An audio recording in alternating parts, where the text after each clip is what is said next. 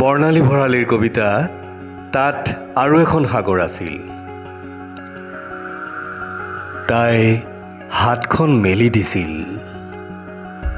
তাইৰ হাতৰ তলুৱাত সি দেখিছিল এখন বাগিচা, এটা মৌবাহ, এটা জলাশয়। সি তাৰ পৰা এপাহ ফুল ছিঙিব খুজিছিল। এইবোৰ মাৰিব খুজিছিল তাৰ ৰ'দজুৰীয়া জলাশয়টোত। কিমান নিশব্দে কাষ পালে মৌজাকে সাৰ নাপাব, সি ভাবিছিল। টোপনিতে হাতখন তাই মেলি দিছিল। পৃথিৱীখন কঁপি উঠাকৈ সি তাইৰ হাতৰ তলুৱাত চুমা আঁকি দিছিল।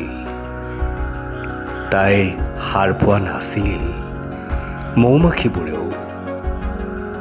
হাতখনত ধৰি সি হৃদয়লৈ গুচি গৈছিল তাইৰ। দুপাৰ বাগৰিব নোৱাৰাকৈ ধৰি ৰখা ফুলা চকু দেখিয়েই সি বুজি পালে যে ইয়াত আৰু এখন সাগৰ আছে। আছে বন্দৰ আৰু পোতাশ্ৰয়। কোনোবাই লংগৰ পেলাইছে, কোনোবাই এৰি থৈ গৈছে পাৰঘাট।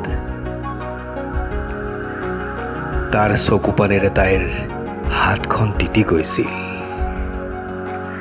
আনকি তাইৰ হাতৰ তলুৱাৰ জলাশয়টো উফৰি উঠিছিল।